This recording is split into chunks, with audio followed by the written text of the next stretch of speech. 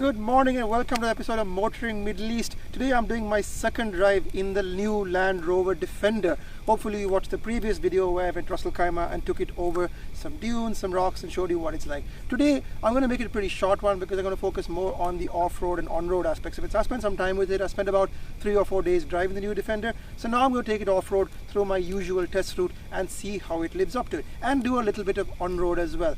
I'm also going to do a little bit of interior because last time I didn't get a chance to show you what the interior is like.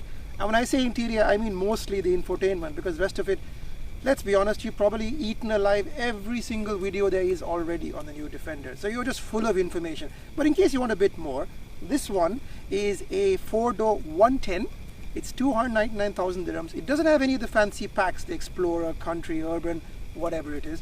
It's just a pretty much standard SE Defender. So it does have the big engine, the 3-litre supercharged and turbocharged engine, which does about 395 horsepower, and it's also a mild hybrid, and it's got an 8-speed automatic, and it's all singing and all dancing and blah blah blah. Anyway, enough talk. You want to see what the new Defender is like. So let's have a look at the interior off with the central dashboard. Now, if you get the regular 4-cylinder version, you get analog dials, but this one has a full digital dial display. Problem with digital dials is if they break down in the middle of the Kalahari, you're pretty much stuffed. But the whole car is so built around electronics that you don't really have a choice. This is what you get. Having said that, it all works pretty well and it's pretty dependable, but it is very complicated and slow to respond to the buttons. Like here, I'm changing things, I've pressed it again. Yeah, it takes an age and a day. Let me see if I can zoom in and show you. An age and a day to respond to buttons. It's very slow. It's not very responsive. They could do with a bit of a treat from the Germans really, or a bit of advice from the Germans on how to exactly do this. Like I just want to change an info panel display. I'm going to do it in real time so you see what a pain it is. Still pressing buttons, still dying of old age. One while. Okay, look at that. Fine, done. Jesus wept, that's quite a bit of time spent doing that. Alright, let's look at the main PV Pro infotainment system. Now, last time I didn't get a good look at it, but here I'll show you what it's all about. Quick note on this is the main gear stick, and of course you've got your height control down here. We're in raised height because we are off-road. This is your low range, traction control, AC system. Again, complicated for complicated's sake. Like automatic kind of works, but not as well as it does in the Range Rover, because in the Range Rover, when you set auto, it really does cool the cabin down pretty fast. This one, you still want to set the fan speed manually sometimes, in my opinion. And to do that, there's no fan speed switch. You have to spend this one and then twiddle this one left and right. Why so complicated? And this is your terrain response system hidden down here. So if you look down here, you can suddenly swivel between the various programs. Comfort. Actually, I've just done the fan speed. My mistake. Let me do that again. Do it again. Alright, there we go. Come on, Landy, make this simpler. Mud and ruts, sand, rock crawl, and wade for water crossings, obviously. So let's just look at the main screen down here. Once we get wade away from us, we've got accounts, so you can set up an account for each and every person. Navigation, which is kind of pointless if you have CarPlay, but it works reasonably well. Phone, media, it has CarPlay as I mentioned. Valet mode, locks everything out. Eco data, let's see what's in eco data. And for 3 minutes I've gone nowhere. Well, I've been sitting here talking to you in this video. Driving score, energy impact. Oh, it's all very fancy. I do like the way this is animated and how fairly nippy it is. It's just that everything is buried between screens. Like here's a fairly important one, climate. But you have to go to the climate button. Press it, he said. Yeah. And then you can do all of your first, second roads. It's all very easy and easy to work out. It's just that you're doing a lot of looking at screens and you should be looking at the road. Cameras. Now this is the big party piece of the Defender. You can spin it around and pretty much get a weird, cool 360 view of the camera. You can pick a camera, let me see down here, and get an angle. That's so cool. That's exactly where I am. I'm on a track, and you can spin around and show me. So when you're going through between light obstacles like rocks or whatever, you can literally put the car exactly where you want. The problem is, you spend time looking at this and not on the road at the obstacles. So that's the one problem with it. Off-road, in case you're wondering what that does, tells you the status of the various differentials. It's got center differential. This car doesn't have a rear differential, so center differential is the only one you've got, and it shows you if it's locked, partially locked or open. You've got side views. I think it's got like 18 cameras, this car. Can't complain really. Low traction launch is basically for when you get stuck and you're sandy. It's kind of like the crawl control in other cars. I don't know if it works. I don't really want to test it today without deflating. Vehicle dimensions. So this vehicle is currently in off-road height, and if I drop it down, it'll actually reduce the numbers as well. Lowering vehicle height, he said. Lowering vehicle height. That's it. It's sitting on the ground in lower, oh, still doing it, normal height. And then off-road mode shows you the angles and clear angles. That's pretty cool actually. It shows you all the various angles that you're going to see. I don't know what that does. Anyway, moving back on. You've got 4x4i. This is pretty handy. So this tells you how to set up the four-wheel drive system. So again, kind of the same screen as before, shows you the differentials open or not, altitude, bearing, quite handy, wave sensing shows you what the depth is. Right now obviously we're not in water, and terrain info, so this shows you how the various things work, or it tells you. It's kind of like a user's manual. The idea with this car is that you never ever use the user's manual. So that's really about it. All the main settings are sort of hidden here in kind of sub-screens, and that's the problem. There's too many sub-screens that you kind of have to wait to for basic stuff. Like I want to put into sand mode, it's a multi-step process. So here, press the button down there, then I've got to spin this dial to sand mode, I think. No, it didn't respond, so I have to do it again. I'm not saying it's really a problem, but it is. Oh, hold on, behave yourself. Okay, I'm going to go all the way left. There we go, sand mode. So in the old Land Rovers, they had a dedicated switch, and that was pretty easy to work with. This is kind of like a lot of pressing, pushing, and swearing. But it does work, I promise you it does work. And unlike some of the YouTube channels, this car has worked pretty well. Can't complain. Oh, and down here, of course, you've got the main navigation shortcut, you've got music, and you've got your phone, which becomes CarPlay when CarPlay is activated. Other than that, pretty standard. You've got your USBs and a bottle of water, which doesn't come with the car. Nano SIM, I guess that's for when you need interconnectivity. And plus, this car can be updated live over the air.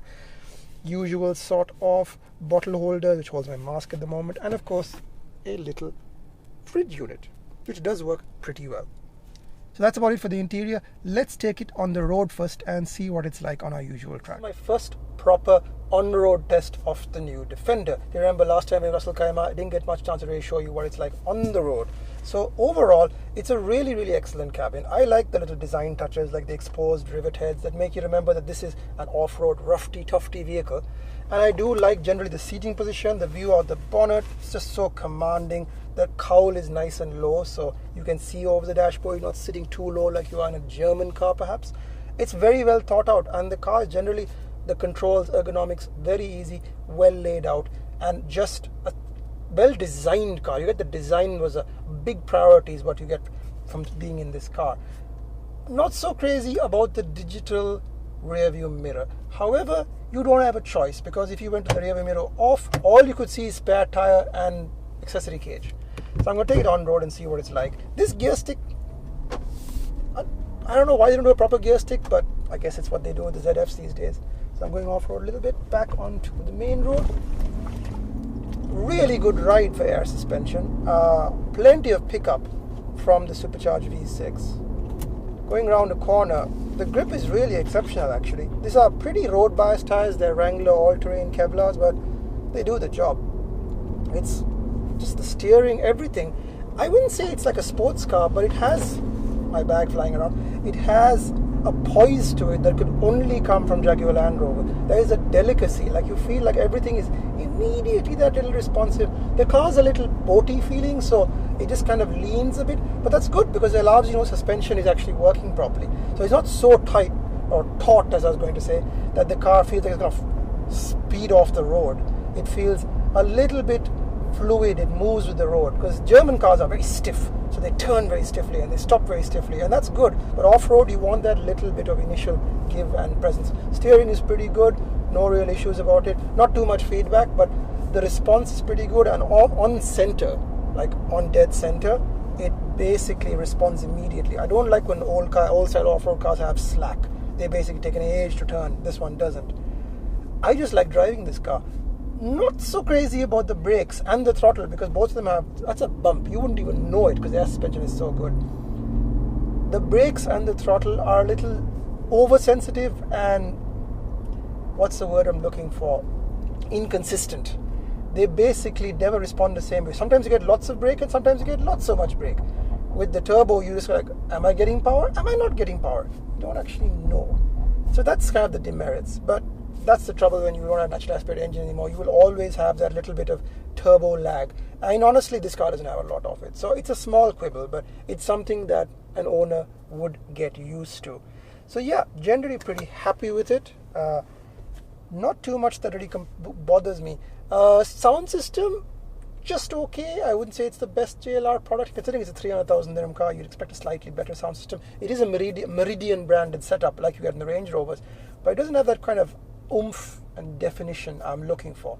Other demerits, well, there's so much glass. There is so much glass all around you. I'm going to get a good boost off the line. Pretty quick Defender. There's so much glass that it gets pretty hot. The car is actually quite warm, so the AC has to work overtime. So I would recommend buying a tint package when you buy the car. I suppose the big problem with the Defender is it's just so nice. This car is so precious, as my old colleague Wichazad would say. It's so precious and so nice that it's like being in a nice living room. You want to sit on the plastic of the chairs. You don't want to actually take the plastic off on labor, and that's kind of the problem with Defender. They made such a nice interior. Like, okay, you've got the exposed rivet heads. Of course, you've got the off-road adventure feel to it, but then you've got really soft leather. You've got nice surfaces. You don't want to spoil it with sand. So I don't know if anybody's actually going to take this car off-road and use it in the way it's designed to do. And if you do, I'm not so worried about reliability. I know other people are worried about reliability. I'm not, because that's what warranties are for. Who cares, guys? But on the other hand, if you're going to take it off-road, you have to be prepared that it's not going to be a cheap fix if you break things. There's going to be big expensive bumpers. And by the way, I'm stuck behind somebody who's driving so slow. It can only be a Saturday. And he's on both sides of the road. That's amazing. He can't decide what lane he's going to be on. Oh, he's decided. That's it. Brilliant. Well done. It's that kind of day. It's Saturday. It's got a great turning radius. For a car this size, what size the Land Cruiser basically, it turns really well. It just nips around a corner really well. And that only happens when you've got four-wheel independent suspension. A lot of people have complained about Land Rovers going to independent suspension like they would an LR4. I don't care. Car honestly is better for it. And off-road wise, I don't see too many issues. The big demerit is you've got so many computers, and you'll see off-road that those computers are dictating how this car drives. You have no control over traction control systems or ESP or anything like that. Hully-wally. This is the future. It's fine. It's the way Land Rover is choosing to go, and if you don't like it, there are alternatives. Ford is doing a Bronco. Jeep's doing the Wrangler and the Gladiator. So, you know what? This is a different way of doing it. Land Rover, in any case, has left behind the kind of person who would drive a Defender in the old days. Sort of the person who would be a farmer or off-road explorer. There's a Nissan Sunny off-road. You don't see that every day. Yeah, the kind of person who bought a Defender in the past is not the customer now. Now they want rich people. And rich people want to go off-road and not be fussed. They don't want to have somebody telling them, do this, pull this lever. This will say sand mode, and then the car will do it. That's all they want. And if you have that kind of money, I think you're going to be very happy. I would be happy with the Defender. I would be extremely happy with the Defender. I'd also be about 300,000 dirhams poorer. But for the kind of off-roading I do these days, watch, I'm taking out a cyclist, or overtaking a cyclist, not taking out a cyclist, that's bad. For the kind of off-roading I do, which is exploring and going to trails in the middle of nowhere, overlanding, this car makes sense. For extreme off-roading, I'm not so sure, because it's kind of the problem with the air suspension. You don't know if it's going to go. This car hasn't any problems like that, but you wouldn't. You want something with stick axles, blah, blah, blah. But overall, pretty happy with Defender. And I think for most people who buy this car, they're going to be over the moon. It's going to be a big hit because it makes off-roading simple. And for a lot of people like me who like to keep off-roading like a very mystic art, that, oh, you need to know how this works, and stick axles and IFS, you need to know how things work. You don't with the Defender. Anybody can get into this car. And the immortal words of a rat that learn how to cook, anybody can do it. What is wrong with letting people go off-road that don't know how to go off-road? They just want to enjoy themselves. Nothing wrong with that. And that's what the car Defender is going to be. Part of me is a little sad that the Defender isn't like a hardcore commercial vehicle. And maybe that version will come. Maybe that version will come in about 2 to 3 years. But honestly, it doesn't matter. If you have the money, you're going to be excited. I think I would be interested in this car when it becomes a second-hand car in a couple of years. I think I would be interested in it, because then I'd like to see. But then the problem of reliability raises its ugly head. Personally, I'm not too bothered, because by then I'll have bought the extended warranty. Alright, enough prattling on. It's time to take it off-road and see how she does. Okay, so let's put the Defender through its paces in my own little off-road backyard. Now, if you remember, I did drive it on the Ras Al Khaimah Quwain launch, but here let's drive in conditions that are a little tougher. The sand's a bit soft today. It is midday, which is a bit silly to go out by yourself because it's a bit hot if you get stuck. and I wouldn't want to get stuck in a 300,000 dirham car. All I've done is raise the air suspension. I'm now going to put the modes into sand, and sand has now enabled. That automatically loosens the traction control. I did drive it around a little bit in automatic, and it's fine, but I wouldn't choose that as my preferred mode. Traction control is still extremely intrusive and cuts power just when you don't want it. In case you're wondering, I've reduced the tire pressures from the typical sort of 37 psi to a nice even 20 psi. Let's see how it does. Now this is very, very bumpy because everybody and their father's been through here. But actually, Defender's just going through it fine, keeping the torque band really good. The software mode for this is really, really excellent. It revs a bit more than I like, but such is life. You can put it in automatic or manual if you want to. Oh, this goes much better. So yeah, the thing with this car is you have to use the modes. You have to. You don't have a choice. Ah, yeah, she goes, man. You can't not let the computers make the call for you, which is a little bit annoying sometimes because I do like to drive myself, but hey ho. Now for the infamous drop, and as I'm fond of saying, make sure it's the right drop, Imthishan. Occasionally you go down the wrong drop and things get very bad. Don't ask me how I know. Yeah, it's fine. Good engine braking, good engine compression, steering is nice. They sort of loosen up the slack a bit. Nothing to complain about. It feels like an off-road car. The air springs do top out, so they go tut, but who cares? They're built for it. Let's see what it does on some rough bits. Oh, that's pretty good. It's got good balance, man. Suspension is really, really well sorted. I'm quite shocked, actually. Aggressive side sloping. Even on 20-inch tires, no trouble at all. Zero troubles. Just get a bit of an outrageous drop. Nothing. It's pretty good. Again, only in sand mode. So I imagine if you were in rocks, you'd be the same thing. You would be put in the right mode. It is a little bumpy. And I'd like for more tire. Like the standard tire is a Goodyear all-terrain. I don't like Goodyear tires. Sorry, Goodyear. I guess I'm not getting any sponsorship from you. I'd put some BFGs on it. They're pretty strong, although they're a bit heavy, a bit noisy after a while. Not quite sure, but I'll go with something else in this standard 255 60-20 size. A bit of an unusual size, really. All right. Yeah, it does it. Rides pretty good. Now, there are people who lift these cars by putting what's called rods, so they basically trick the air suspension into going into an extended lift mode. I don't really want to do that because the joy of this car is that it can do everything. So why would I want to drive around in high mode all the time? I would just say get the stock tires, but a better one, and that's all you need. And remember, this is not a hardcore off-roader, people. So don't treat it like a hardcore off-roader. But it's got very good approach and departure angles. You've seen the numbers. Big drive, big climb. Let's see how she does. 5,000 RPM, 400 horsepower, give or take. Changes gear. Don't like it. Don't like changing gear. But oi. She goes, man. She does indeed go.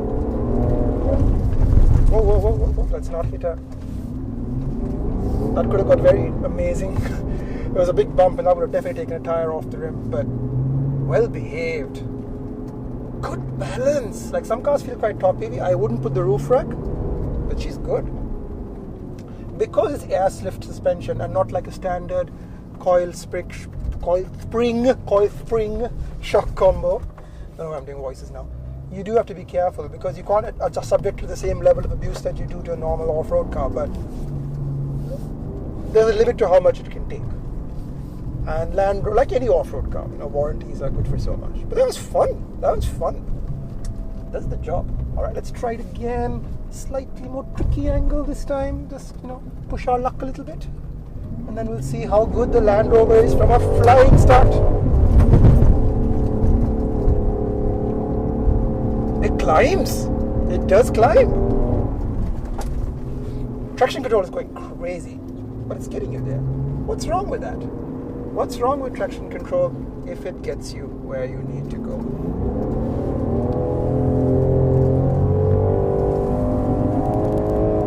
Classic sand mode, getting sand flying. Pretty good.